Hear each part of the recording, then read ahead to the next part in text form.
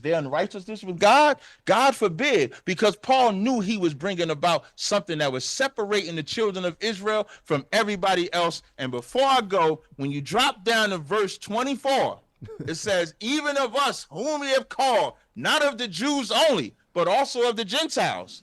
As he also said in OC, I will call them my people, which were not my people, and a beloved, which was not my beloved. And it shall come to pass in the place where it was said unto them, ye are not my people, there you shall be called the children of the living God. When it says OC, it's talking about Hosea.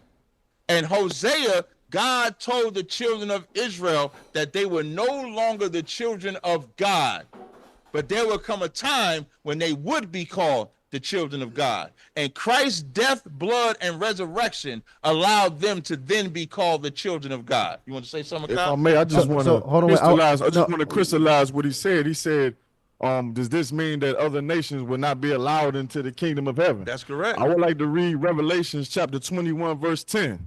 And can you also address this for me? Akkad, can you also address this for me too? That's myself. I want you to also address this for me too as you go about driving this home. Because I think a big point of that, because that means there's a big racial element to access to heaven. How do we also identify who exactly is it? Is it just because you're melanated altogether, that means that you have access? Is it a certain place and region of the melanation that qualifies you?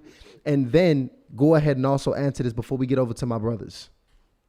I'll do the melanin one before I give it to Akkad. Melanin has nothing to do with this. We don't suffer from colorism. Colorism is something that plagued us with slavery, where they would take a light-skinned person, and now because you light-skinned, like I got to get told all the time because I'm light, I got white in me, and I ain't got no white in me. Or a dark-skinned person has to be black and has no white in them because they're dark-skinned.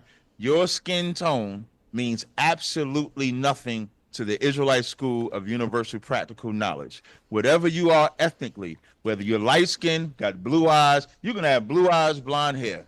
If you're an Israelite, you're an Israelite. You can have the nappiest hair, the biggest nose, the blackest skin. But if you're not an Israelite, you're not an Israelite. We don't suffer from colorism in the ISUBK. You got it, Akkad. No problem, man. I just want to read up a couple. Okay. I had a follow-up. So you saying it's not necessarily based on whether you're white or black. It's just based on whether you believe you're an Israelite. It's not based on color, is what he's saying. It's not based on your pigmentation.